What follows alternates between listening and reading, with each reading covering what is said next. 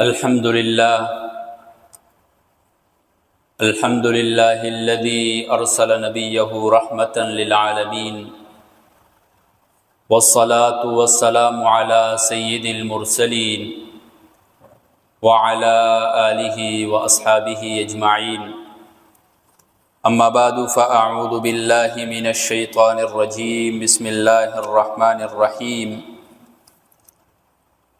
فبما رحمة من الله لنت لهم ولو كنت فظا غليظ القلب لانفضوا من حولك فاعف عنهم واستغفر لهم وشاورهم في الأمر فإذا عزمت فتوكل على الله إن الله يحب المتوكلين. وقال تعالى: وما أرسلناك إلا رحمة للعالمين. وقال النبي صلى الله عليه وسلم: إنما أنا رحمة مهداة. صدق الله وصدق رسوله النبي الأمي الهاشمي الكريم، ونحن على ذلك لمن الشاهدين والشاكرين، والحمد لله رب العالمين. اللهم صل على محمد وعلى آل محمد كما صليت على إبراهيم وعلى آل إبراهيم إنك حميد مجيد. اللهم بارك على محمد وعلى آل محمد كما باركت على إبراهيم وعلى آل إبراهيم إنك حميد مجيد. محترم سامعین و سامعات، اللہ رب العزت نے انسان کو بہترین زندگی گزارنے کے لیے اس دنیا میں پیدا فرمایا. اللہ رب العزت نے انسان کو بہتر سے بہتر زندگی گزارنے کے لیے اس کے اندر ہی کچھ رہنمائی رکھ دی. اللہ تبارک و تعالی نے انسان کو حواس خمسہ عطا کیے تاکہ ان کو استعمال کر کے انسان اپنی رہنمائی حاصل کرے. قوت باصرہ عطا کی تاکہ اسے دیکھ کر، چیزوں کو دیکھ کر رہنمائی حاصل کرے. قوت سامعہ عطا کی کہ انسان سن کر رہنمائی حاصل کرے. قوت شامہ عطا کی، سونگ کر انسان جو ہے رہنمائی حاصل کرے. اسی طرح قوت ذائقہ عطا کی تاکہ چکھ کر کسی چیز کو رہنمائی حاصل کرے. اور قوت لامسہ عطا کی، چھو کر کسی چیز کو انسان رہنمائی حاصل کرے. لیکن اس سے انسان کو مکمل رہنمائی حاصل نہیں ہوتی. ایک حد تک تو اس سے انسان معلومات حاصل کر لیتا ہے، ایک وقتی رہنمائی مل جاتی ہے، لیکن مکمل رہنمائی نہیں ملتی ہے. اس وجہ سے اللہ تبارک و تعالیٰ نے انسان کو حواس خمسہ کے ساتھ ساتھ عقل و فکر عطا کی کہ انسان اپنی عقل کے ساتھ سوچے، غور و فکر کرے مخلوقات میں، اللہ تبارک و تعالیٰ کی بنائی ہوئی چیزوں میں، اور رہنمائی حاصل کرے، اپنے لیے بہتر سے بہترین راستہ اختیار کرنے کی کوشش کرے. لیکن انسان پر ایسا وقت بھی آتا ہے کہ یہ عقل بھی کام چھوڑ جاتی ہے. وہاں سے آگے عقل کا دائرہ کار جو ہے وہ بھی ختم ہو جاتا ہے. اس لیے اللہ تبارک و تعالیٰ نے انسان کے لیے، انسان کی بہترین رہنمائی کے لیے ایک خارجی انتظام فرمایا. انبیاء علیہ السلام کا سلسلہ جاری فرمایا. وقتاً فوقتاً انسان جس طرح ترقی کرتا گیا، انسانیت کے افراد زیادہ ہوتے گئے تو فسادات بڑھ گئے. تو اللہ تبارک و تعالی نے قیامت تک آنے والے انسانوں کے لیے ایک دستور حیات قرآن مجید کی شکل میں عطا کی. قیامت تک آنے والے ہر انسان کے لیے اس میں رہنمائی موجود ہے. پھر اسی قرآن مجید کی تشریح، توضیح، تفسیر کے لیے رسول اللہ صلی اللہ علیہ وسلم کو مبعوث فرمایا. رسول اللہ صلی اللہ علیہ وسلم نے اس قرآن کو کھول کھول کر بیان کیا. اپنے اقوال کے ذریعے، اپنے افعال کے ذریعے، اپنے کردار کے ذریعے، اپنے اخلاق کے ذریعے اس قرآن کو ہمارے سامنے کھولا. تو جس طرح یہ قرآن مکمل ہے، اللہ تبارک و تعالیٰ نے رسول اللہ صلی اللہ علیہ وسلم کی ذات کو بھی مکمل بنایا۔ اللہ تبارک و تعالیٰ نے رسول اللہ صلی اللہ علیہ وسلم کو تمام گزشتہ انبیاء کی صفات عطا کی اور چند مزید صفات عطا کر کے رسول اللہ صلی اللہ علیہ وسلم کو تمام انبیاء میں افضل قرار دے دی۔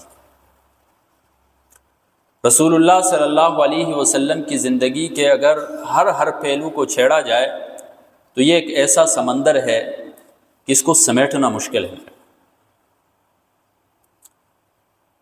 رسول اللہ صلی اللہ علیہ وسلم کی جہاں اتنی صفات ہیں، جہاں ان کی سیرت کے اتنے پہلو ہیں، ان میں سے ایک پہلو ہے رحمت، کہ رسول اللہ صلی اللہ علیہ وسلم کو رحمت للعالمین بنایا، تمام جہانوں کے لیے رحمت بنا کر بھیجا اللہ تبارک و تعالی۔ ذرا آپ رحمت کے پہلو، رحمت جو لفظ ہے اس کے اندر غور و فکر کریں کہ رحمت کہتے کسے؟ امام راغب اصفہانی رحمہ اللہ المفردات کے اندر ذکر کرتے ہیں کہ رحمت کہا جاتا ہے ایسی رقت اور نرمی جو دوسرے انسان کے ساتھ احسان کرنے کا تقاضا کرتی ہے۔ مولانا ابوالکلام آزاد رحمہ اللہ ترجمان القرآن میں لکھتے ہیں کہ رحمت کہا جاتا ہے ایسی رقت اور نرمی کو جو دوسری ہستی کے ساتھ احسان اور شفقت کا ایک جوش پیدا کرتی ہے انسان کے۔ تو یہ جو رحمت ہے اس کے مفہوم کے اندر پیار، محبت، شفقت، ہمدردی، غم گساری، یہ تمام مفاہیم پائے جاتے ہیں اس کے اندر۔ تو رسول اللہ صلی اللہ علیہ وسلم کی ذات گرامی کے اندر یہ تمام تر صفات جو ہیں بدرجہ اتم پائی جاتی تھی۔ رسول اللہ صلی اللہ علیہ وسلم کی رحمت کو آپ دیکھیں، اللہ تبارک و تعالیٰ نے قرآن مجید میں جب اپنی رحمت کا ذکر کیا ہے تو رحیم کا لفظ استعمال کیا، اور جب رسول اللہ صلی اللہ علیہ وسلم کی رحمت کا ذکر کیا ہے تب بھی رحیم کا لفظ استعمال کیا ہے۔ جو عربی لغت سمجھتے ہیں، عربی گرامر سمجھتے ہیں، یہ رحیم صفت کا صیغہ ہے،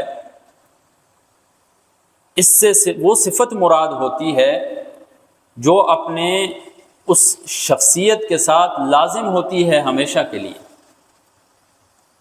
تو گویا کہ رحمت والی صفت جو ہے یہ رسول اللہ صلی اللہ علیہ وسلم کی ذات کے ساتھ بالکل لازم ہے، کبھی بھی جدا ہو ہی نہیں سکتی ہے۔ اللہ تبارک و تعالیٰ قرآن مجید میں فرماتے ہیں فَبِمَا رَحْمَةٍ مِّنَ اللَّهِ لِنْتَ لَهُمْ وَلَوْ كُنْتَ فَظًّا غَلِيظَ الْقَلْبِ لَانفَضُّوا مِنْ حَوْلِكَ۔ رسول اللہ صلی اللہ علیہ وسلم کو اللہ تبارک و تعالیٰ فرماتے ہیں کہ آپ کے ارد گرد یہ جو صحابہ جمع ہیں، یہ جو لوگ جوق در جوق آپ کے قریب آ رہے ہیں، یا آپ کی نرمی اور رحمت کی وجہ سے ہے، آپ کی شفقت کی وجہ سے ہے۔ اگر آپ سخت لہجہ والے ہوتے، سخت گو ہوتے، سخت کلام ہوتے تو یہ لوگ جو ہیں آپ سے بکھر جاتے۔ تو رسول اللہ صلی اللہ علیہ وسلم کی بہت بڑی صفت ہے کہ وہ رحمت للعالمین ہے۔ میرا اللہ تبارک و تعالیٰ کی ذات کے علاوہ جتنی بھی چیزیں ہیں اس کو عالم کہا جاتا ہے، اور رسول اللہ صلی اللہ علیہ وسلم کی ذات گرامی جو ہے وہ انسانوں کے لیے کیا، کافروں کے لیے کیا، پرندوں کے لیے، جانوروں کے لیے، ہر چیز کے لیے رحمت بنا کر بھیجے۔ طائف کے واقعے میں آپ غور کریں، رسول اللہ صلی اللہ علیہ وسلم دعوت دینے کے لیے نکلتے ہیں توحید کی،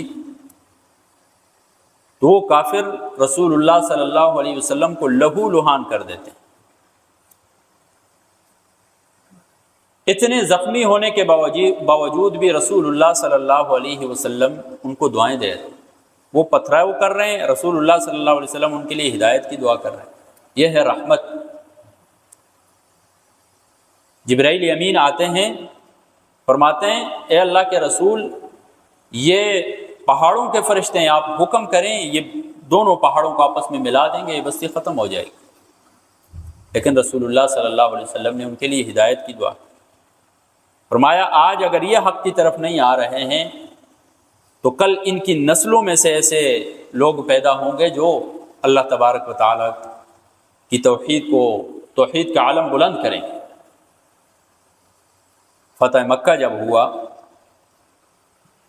رسول اللہ صلی اللہ علیہ وسلم کے سامنے کفار تھے، اور وہ کفار جنہوں نے رسول اللہ صلی اللہ علیہ وسلم کو ستایا، رسول اللہ صلی اللہ علیہ وسلم کو دمکایا، رسول اللہ صلی اللہ علیہ وسلم کو طرح طرح کی تکلیفوں میں مبتلا کیا، لیکن اس کے باوجود جب فتح مکہ ہوا تو رسول اللہ صلی اللہ علیہ وسلم کعبے کے دروازے پر کھڑے ہیں اور فرماتے ہیں، ما ترون انی صانع بکم، تمہارا کیا خیال ہے کہ میں تمہارے ساتھ کیا کروں؟ قالوا خیرا، انہوں نے کہا آپ بہتر ہی ہمارے ساتھ کریں گے۔ اخ کریم وابن اخ کریم،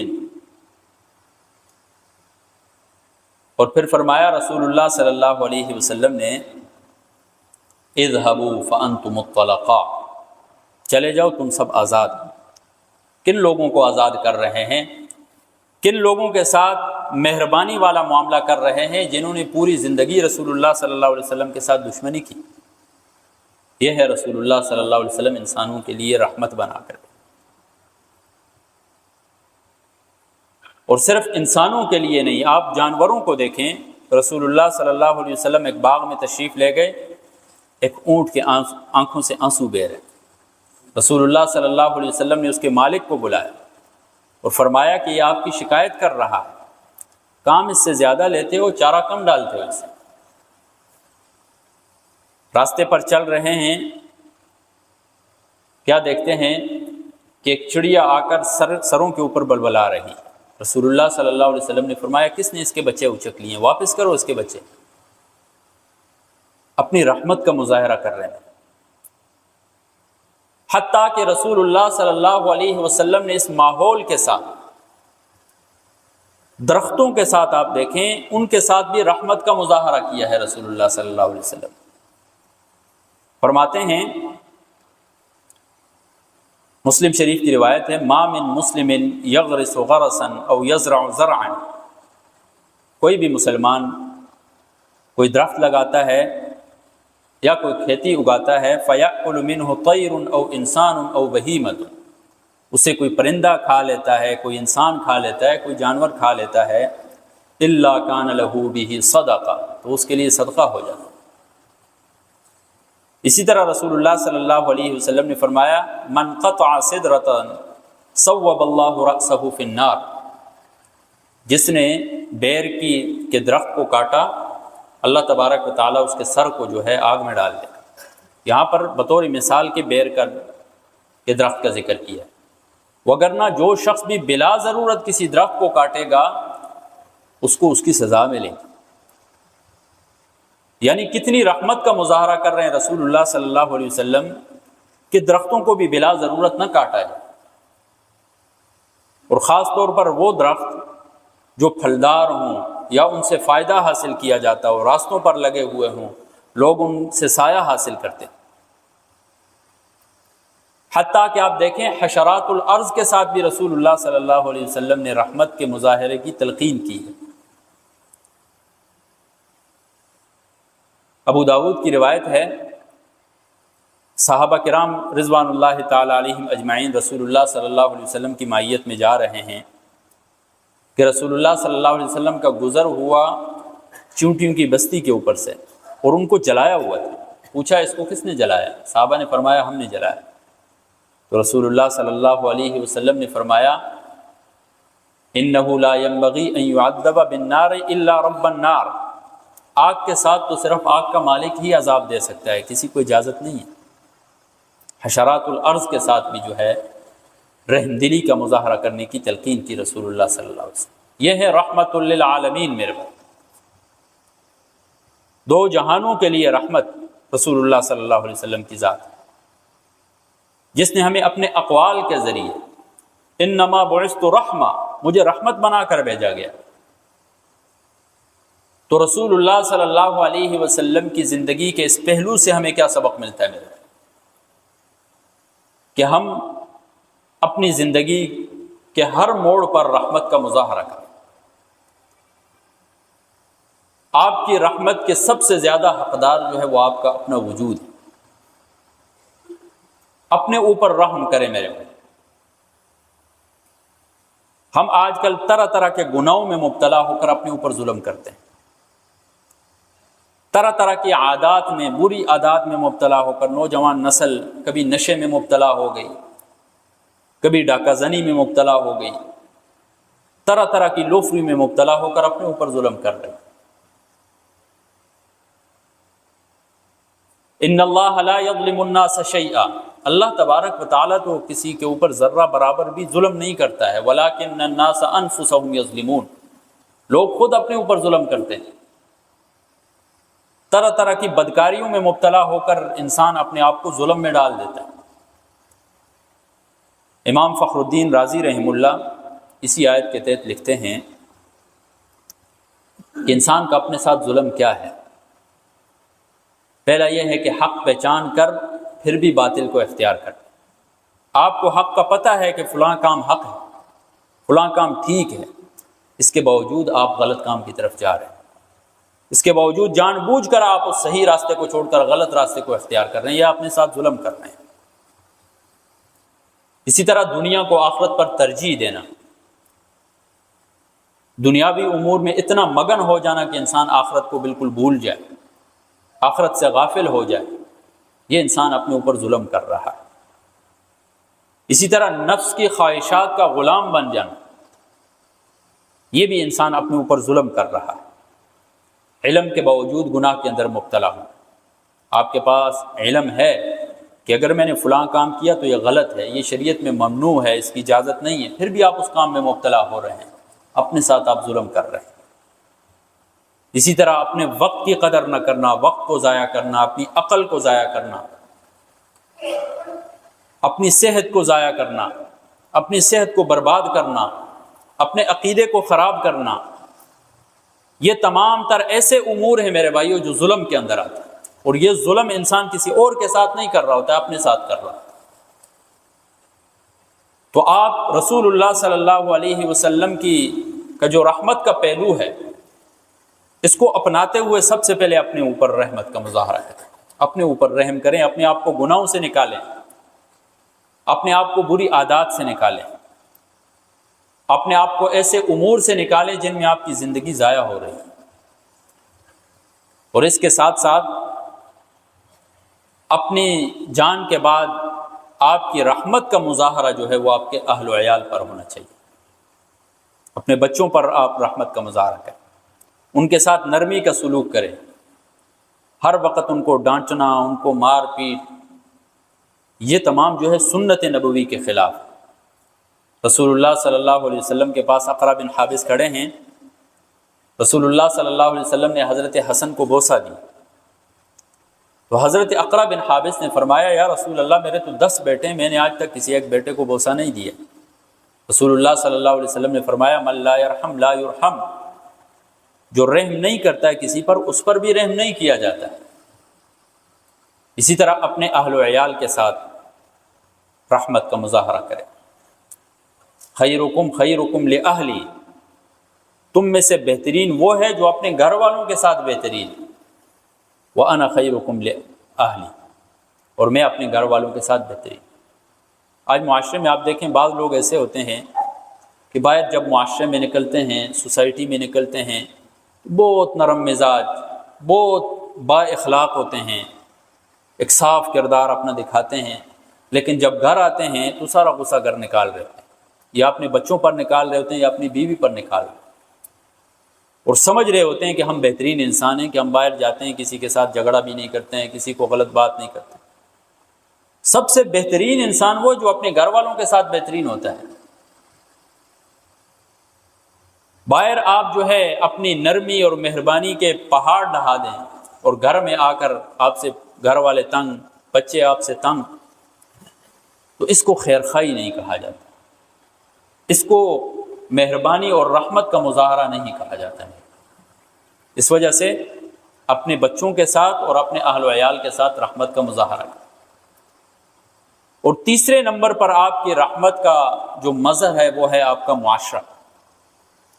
اپنے معاشرے میں نکلیں، یتیموں کے ساتھ حسن سلوک کریں، یتیموں کے سر پر ہاتھ رکھیں، ان کا سہارا بنیں، اپنی استطاعت کے مطابق ان کا سہارا بنیں، بیواؤں کے ساتھ اپنا رزق بانٹیں، کسی گھر کے اندر فاقہ ہے اپنا رزق بانٹیں اس کے ساتھ، اللہ تبارک و تعالیٰ برکتیں ڈالنے والا ہے۔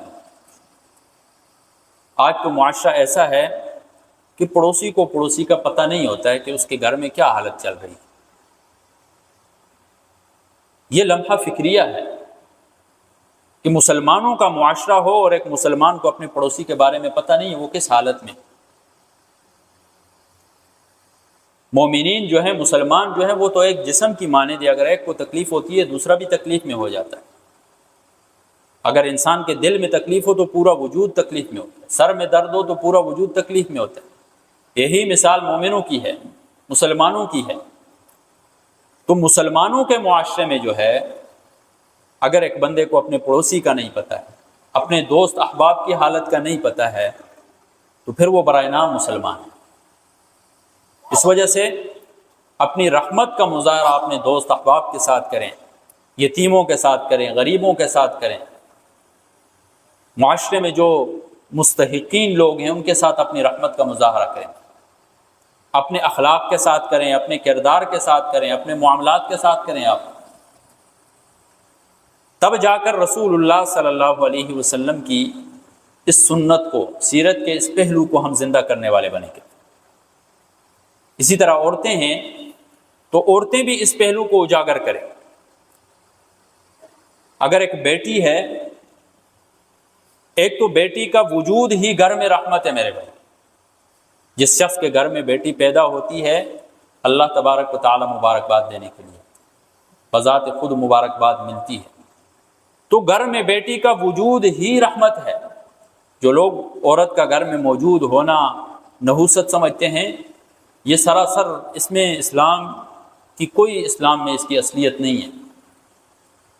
تو وہ بیٹی اپنے باپ کے لیے اس کی خدمت کرے، اس کا احترام کرے، اس کی عزت کا خیال رکھے، اپنے پردے کا خیال رکھ کر اس کی عزت کا خیال رکھے۔ حضرت اسماء بنت ابی بکر، حضرت ابو بکر صدیق رضی اللہ تعالیٰ عنہ کی بیٹی، جب وہ غار ثور میں تھے تو ان کے لیے کھانا لے کر جایا کرتی تھی، راتوں کو مشقت کے اندر اندھیرے میں لے کر جایا کرتی تھی، ان کی خدمت کیا کرتی تھی۔ حضرت فاطمہ الزہرا رضی اللہ تعالی عنہا رسول اللہ صلی اللہ علیہ وسلم جب پاس بیٹھتے چہرے کو صاف کرتی تھی۔ رسول اللہ صلی اللہ علیہ وسلم جب غمگین ہوتے وہ بھی غمگین ہو جایا کرتی تھی۔